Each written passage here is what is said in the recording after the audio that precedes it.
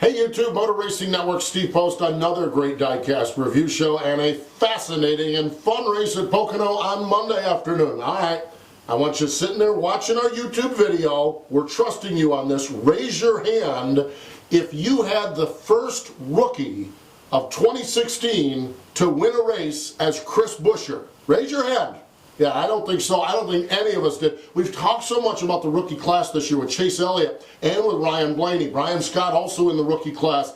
I don't think any of us considered Chris Buescher a race winner. Well, guess what? He was the first race winner of the rookie class this year, picked up the win, a lot of great strategy, and that's why we run the races in NASCAR. That worked out really well. Front Row Motorsports, their second career win. Chris Buescher, his career first win, and you can commemorate that with diecast. That race winner is available. Just type in Chris Buescher Pocono in the search box in the upper right-hand corner on planbsales.com, and you can have this memory and history-making event from Front Row Motorsports and Chris Buescher. So a great day at Pocono for Chris Buescher. Great day for Tommy Baldwin Racing. Regan Smith, a third place run on the same strategy. And boy, it's been a theme across the board. Tony Stewart, and we'll talk a little bit more about that later on. Another fifth place run, another top 5 finish for Tony Stewart. A good day at Pocono for everybody, but especially good for Chris Buescher. Diecast is available for pre-order right now on planbsales.com.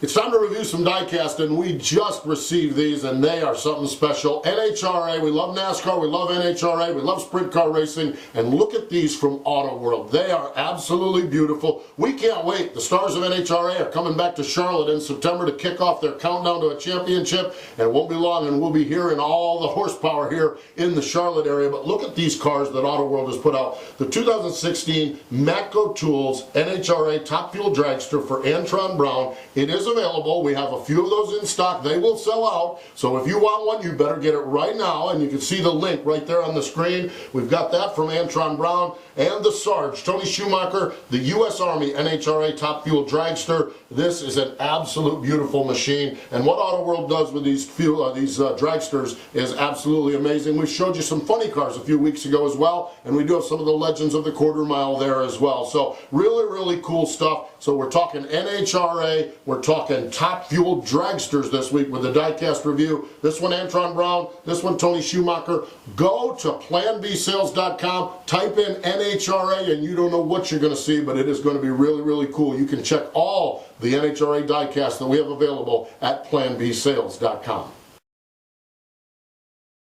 Now let's get to your questions. And wow, last week you flooded us with questions. I had trouble picking, and I've got to make a note to myself to go back and see what else we can do, or I may answer some of them on the page here as I catch my breath getting back from Pocono. But we love your questions, and man, I'm sorry we're not going to get to everyone's question today. There was a lot of good ones there, and we really appreciate you sending them in. Keep sending them in, and maybe we'll get to yours next week here. We're going to go with Ben Farrell, and he says, I doubt this will ever happen, but what do you think about NASCAR expanding to the schedule to outside the United States and North America? And he lists a bunch of great road courses in Europe. Okay, Ben, I love this idea.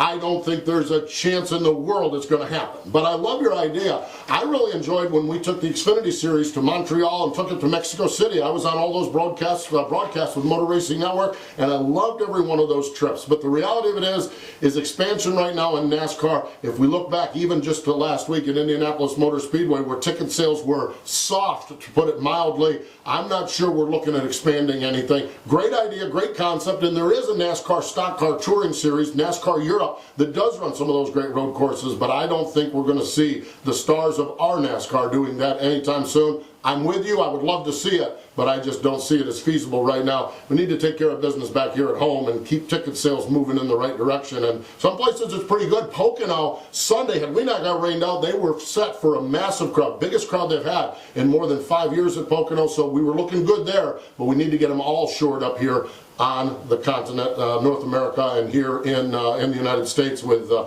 NASCAR Sprint Cup Series. Jacob Chaplin writes in, do you think Tony Stewart has a legitimate shot to win the championship? Jacob, and we talked about that a little bit when we did our race review. Yes, I do, and I am believing it more and more. Because to win the championship, yes, we talk so much about winning races is important, and it is. A win and you move on. It's really simple. But a lot of drivers, until about that last round, there's a lot more that move on because of points than because of wins. And Tony Stewart is knocking it out. So he might not get a win in that first round, but if he keeps doing what he's doing, he's moving on to round number 2. He may not get a win in round number 2, but if he keeps doing what he's doing with these top 5 finishes, he's moving on. Now, when we get to round 3 and down at Homestead, don't count out Tony Stewart. We saw it a few years ago when him and Carl Edwards did at Homestead. You put Tony Stewart with sniffing that championship, and then he becomes an animal. So I am believing more and more. Now, I don't necessarily have him in the favorite category, but I think it's definitely a legitimate shot, and maybe even climbing above average of the 16 drivers, because he's that good. We know that along the way, and that team is performing so well. NASCAR Sprint Cup Series racing headed to Watkins Glen this weekend, the second road course of the year. Man, 33 races have been run at Watkins Glen. What a lot of us don't remember is they actually raced there once in the 50s and twice in the 60s. 1957, Buck Baker, the legendary Buck Baker, won up at Watkins Glen. Now, Watkins Glen has been a regular stop since 1986 on the NASCAR Sprint Cup Series Tour. Tim Richmond won that race back in 1986. When we look at active drivers, Tony Stewart is the driver with the most wins, 5 wins, and he won the road course race at Sonoma earlier this year. So Tony Stewart would be one to keep an eye on this weekend. Jeff Gordon has 4 wins, Kyle Busch has 2 wins, AJ Allmendinger, Kevin Harvick, and Joey Logano each have 1 win. So it is going to be fascinating. Can't wait to get up there for Motor Racing Network this weekend and see what's happening in the Finger Lakes region, and it is going to be fun for sure. Hey, a question of the week. Okay, Chris Buescher was winner number 12. We've been talking a lot here over the last month. Who else is going to win? And we've looked at this weekend at Watkins Glen, and particularly AJ Allmendinger. My question to you is, do we get to 13?